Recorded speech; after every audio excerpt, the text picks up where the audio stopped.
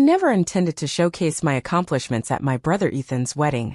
For years I had kept my real identity under wraps, letting my family assume I held a modest role at a small consulting company, all while quietly building a corporate empire behind the scenes.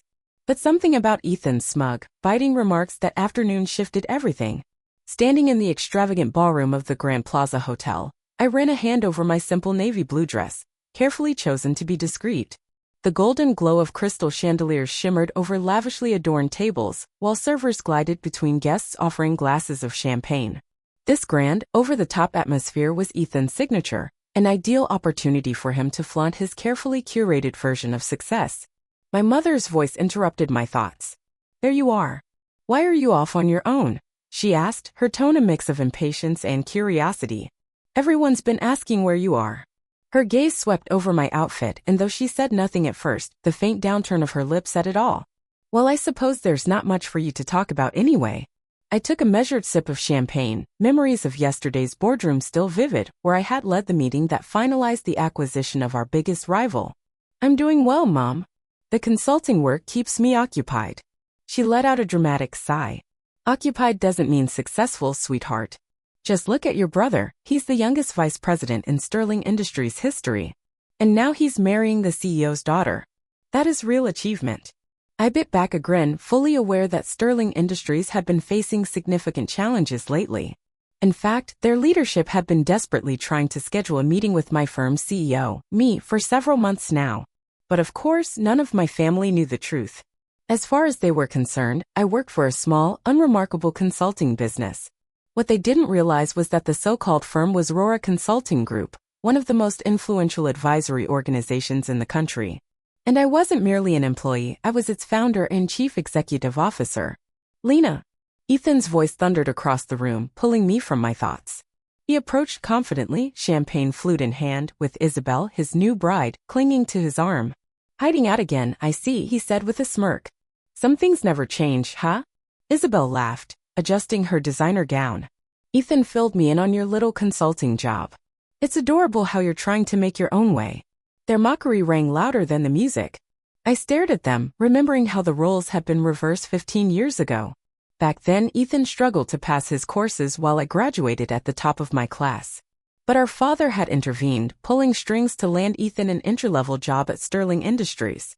As for me, I was told to lower my expectations, to be practical about my goals. "Someone's got to do the smaller jobs," Ethan continued loudly enough for nearby guests to overhear. Poor Lena, still stuck in that tiny company while the rest of us are building actual careers. "But hey, at least you've got your independence, right?" Isabel laughed again, her tone sharp and brittle. "Oh love, don't tease her. Not everyone can be as accomplished as you."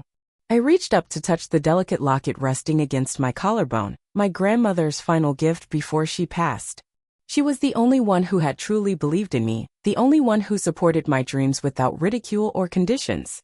"Success doesn't always look the same for everyone, Ethan," I said softly. He waved me off. "Anyway, did you hear the news? The CEO of Sterling Industries, Grant Whitaker, is coming to the reception tonight. The man never shows up for events like this, but for me? Well, I must have made quite the impression." I knew exactly why Grant Whitaker would be making an appearance. He was hoping to discuss the possible acquisition of Sterling Industries, talks he had been trying to initiate with me for several weeks. I had purposely stalled the meeting, curious to see just how desperate they would become. "That's wonderful," I murmured, concealing a smile behind my glass. "Just don't do anything embarrassing when he arrives," Ethan added with a smirk. "This is a major opportunity for my career. I need everything to go smoothly." Before I could offer a reply, a wave of silence swept over the room. All heads turned as Grant Whitaker entered, his confident stride and sharp gaze instantly commanding attention. He was just as I remembered from our video conferences, tall, silver-haired, and observant. Ethan immediately straightened his posture, adjusting his suit jacket as he prepared to greet the man. Isabel trailed beside him, radiant and eager. But before they could take more than 2 steps, Whitaker's eyes locked onto me. Recognition flashed across his face, and he broke into a broad smile. "Miss Caldwell," he called warmly, walking directly toward me. "I wasn't expecting to see you here." Ethan froze mid-step, clearly thrown. Isabel blinked in confusion. Whitaker reached out to shake my hand with genuine respect. "We've been trying to get in touch for weeks." I didn't realize you'd be attending one of our employees' weddings. I could feel Ethan's stare burning into me as I returned the handshake. Hello, Grant. Didn't expect to run into me at this event. I replied with a knowing smile. He chuckled. Not exactly. It's not every day the CEO of Aurora Consulting turns up at a Sterling function. His gaze shifted between Ethan and me. Wait. Ethan is your brother. I nodded slightly, allowing the faintest smile to play on my lips as I watched my brother's face drain of color. Until that very moment he had no idea who I truly was. An uncomfortable silence settled over the ballroom. I saw my mother's hand tremble around her champagne flute. My father stood speechless, mouth slightly agape. But it was Ethan's reaction that defined the moment, his face a whirlwind of disbelief, humiliation, and stunned horror as it dawned on him that he had just spent the last 60 minutes ridiculing the woman who held power over his entire career. Grant Whitaker looked between the two of us, clearly trying to piece it together. Your sister, he repeated slowly. But Ethan told me she worked for some local firm. That's what they all believed, I said calmly, my voice cutting through the silence. I never bothered to correct them. Isabel's wine glass slipped from her hand, shattering against the marble floor. The sharp sound of glass hitting marble seemed to break the trance that had settled over the room. Suddenly the space erupted with noise, voices layered over one another in hushed speculation and loud disbelief. I, however, remained focused on Ethan. His expression told me everything. The confident illusion he had built over the years was collapsing right in front of him. Revealing my identity had never been part of the plan. But as I stood amid the chaos, watching the carefully crafted image my family held of me shatter, just like Isabel's wine glass, I understood something unexpected. Some of life's most powerful moments are the ones you don't plan for. And this was only the beginning. The next several minutes unfolded like a chaotic waltz no one had rehearsed. My mother, ever the guardian of public image, sprang into action, trying to control the narrative. Lena, sweetheart, she exclaimed, suddenly at my side, her voice falsely bright. Why didn't you tell us about your position? I took another sip of champagne, savoring every second of her unease. You never asked, Mom, I replied calmly. Everyone was too busy to notice what I was doing. Celebrating Ethan's milestones took precedence over my little consulting job. Grant Whitaker still lingered nearby, visibly amused yet slightly awkward. Miss Caldwell, he said with a nod. I wasn't aware this was a family affair. Perhaps we could step aside to talk about the merger. Merger? Ethan's voice broke in, the word landing with a thud as panic overtook his features. He seized my arm, gripping hard. What merger? I gently pried his fingers off my arm and answered evenly. The merger where Aurora Consulting is evaluating the acquisition of Sterling Industries. Then turning toward Whitaker, I added, although after tonight's events, I may reconsider. Ethan turned a shade paler, the blood draining from his face. Isabel looked as though she might collapse under the weight of her designer gown. But that would make you, she began wide-eyed. His boss. I finished with a slight tilt of my head. Yes. That's exactly what it means. Life has a funny way of unfolding, doesn't it? That was the moment my father forced his way through the small crowd forming around us. Hold on just a second, he barked, face reddening with indignation. You can't show up and ruin your brother's wedding with wild accusations. Grant Whitaker cleared his throat before speaking in his polished tone. I can assure you, sir, that nothing being said is fabricated. Your daughter is precisely who she claims to be. Aurora Consulting is the most prominent advisory firm in the country, and Miss Caldwell built it from the ground up.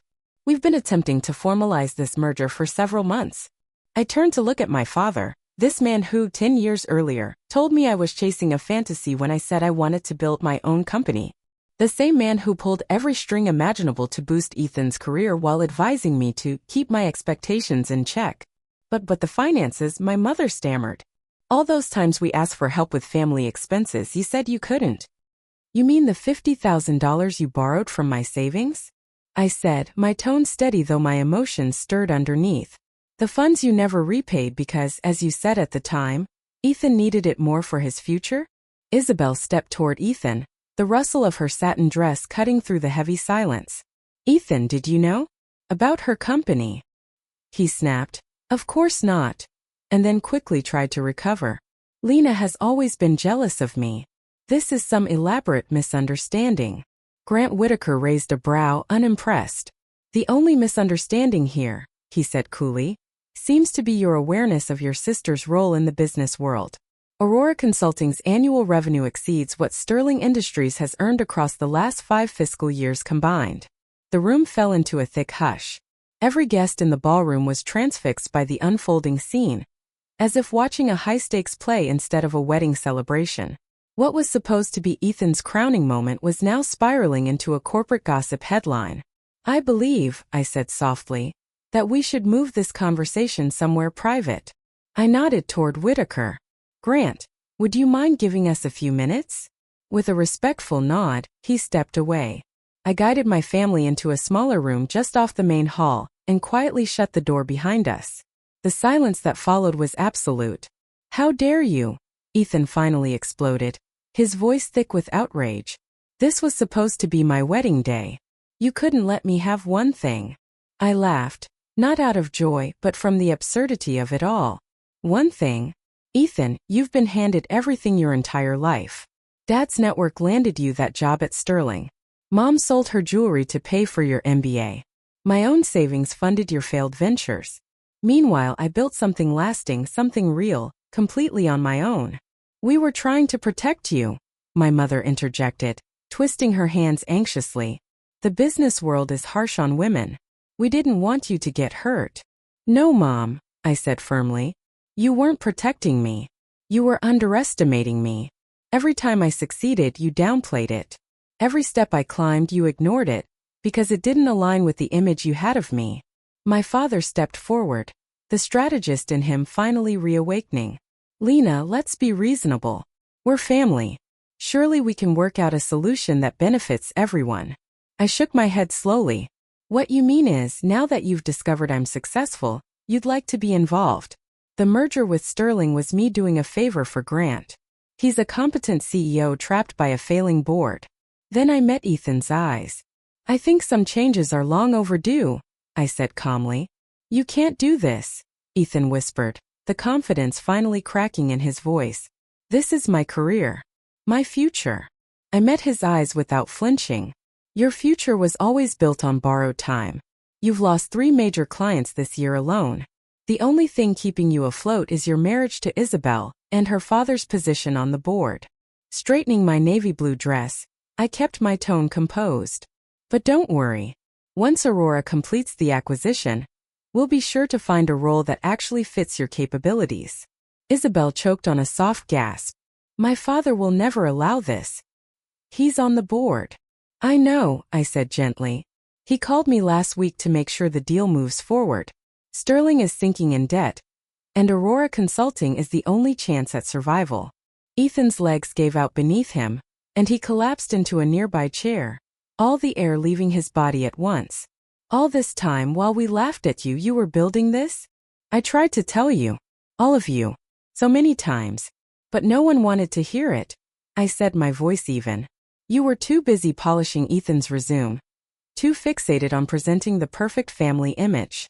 I turned toward the door, preparing to leave the room. "Now that the truth is out, things will be different." "Lena, wait!" My mother called from behind me, desperation in her voice. "We're still a family." I paused, hand resting on the handle. That word, family, had always carried weight. I turned slowly to face them. Family means support. Family means listening. Family doesn't belittle, ignore, and shame. When I was struggling, you were nowhere. You don't get to invoke family now that I've succeeded.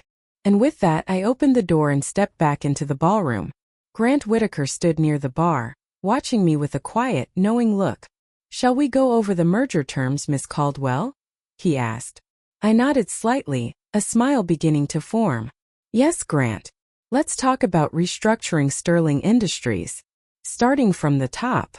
As we walked away, I felt every pair of eyes trailing me. The simple navy dress I'd chosen to look modest now felt like armor. For years I had been underestimated, dismissed, and overlooked. But not anymore. Now they saw me clearly. And this was only the beginning.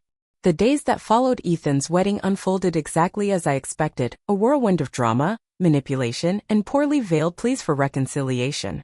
My phone buzzed incessantly with messages.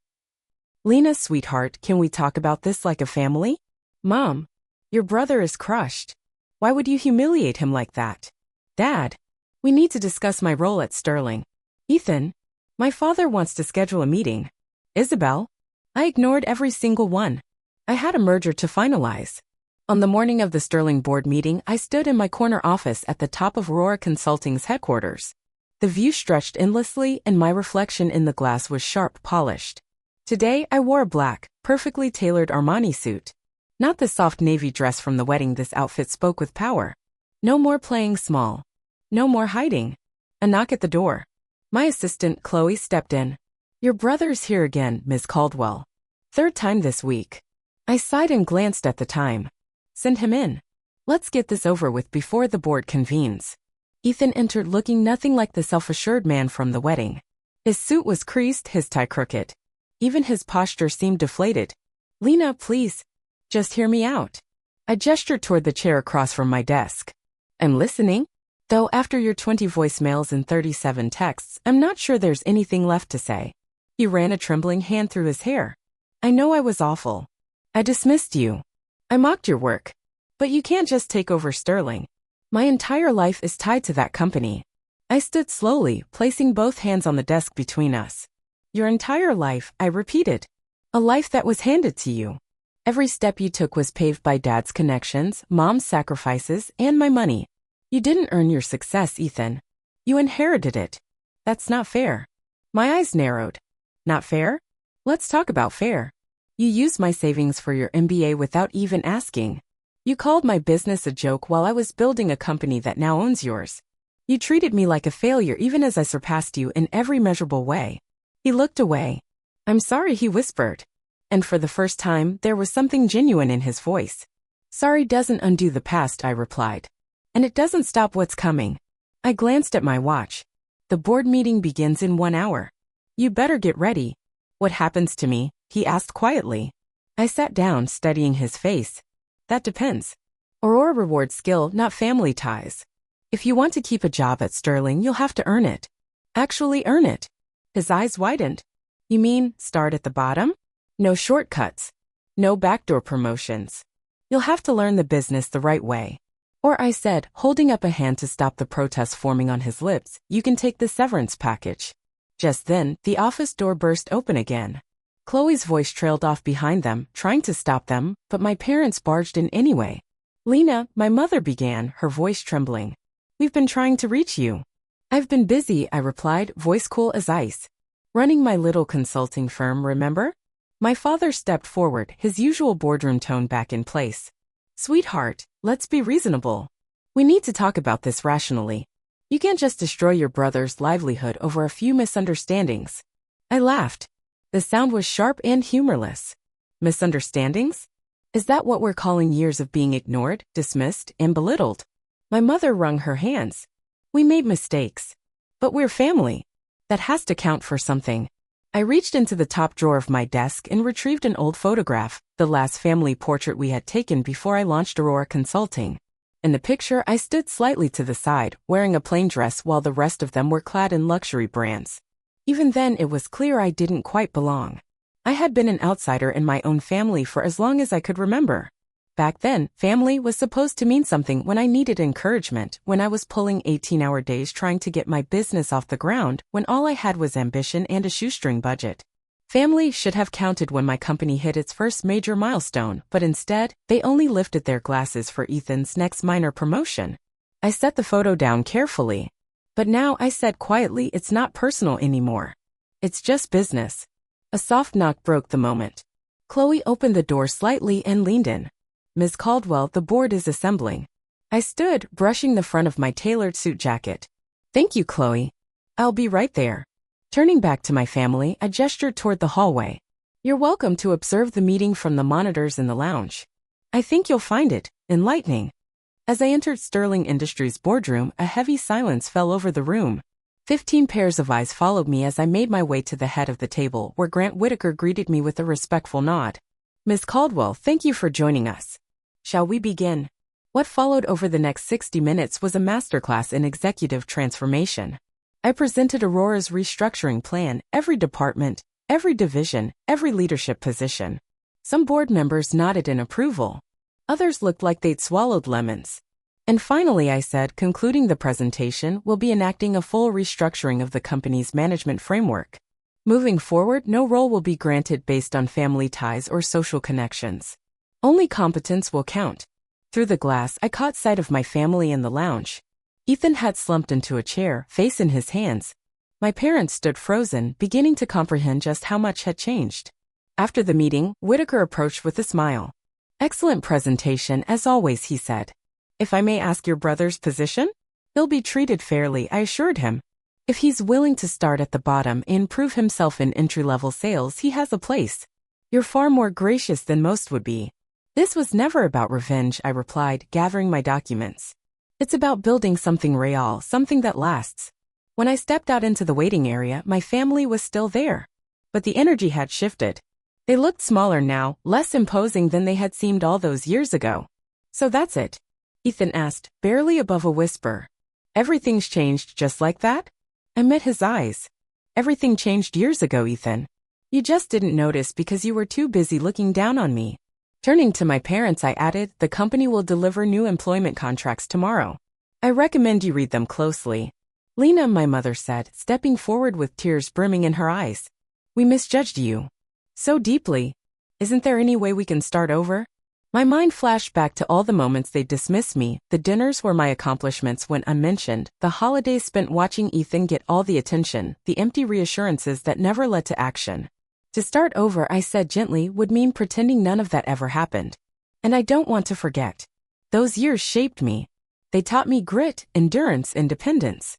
They made me who I am. "And who is that?" my father asked quietly. "I'm the woman who built a billion-dollar company while you all laughed at the idea of my little firm. I'm the CEO who just acquired the very company you held up as the gold standard. And I'm the daughter who finally stopped chasing your approval and carved her own way instead." I turned toward the elevators. As the doors slid open, I looked back one final time. "The contracts will arrive tomorrow. Whether you sign them is up to you. But make no mistake, things will never go back to how they were." As the doors closed, I caught one last glimpse of them standing there, speechless, uncertain, in the waiting room of a company I had built with my own hands. For the first time, they were seeing me as I truly was. That evening, in the quiet of my penthouse office, I opened the drawer and took out my grandmother's locket, the only piece of family history I still held dear. Inside was the small note she'd written long ago. "Success isn't about who believes in you at the end. It's about believing in yourself from the beginning." I smiled, reflecting on the distance I'd traveled from the forgotten daughter in that faded photograph. Ethan's wedding had only been the spark. Now they all knew exactly who I was. Not the family disappointment, but the woman who changed everything.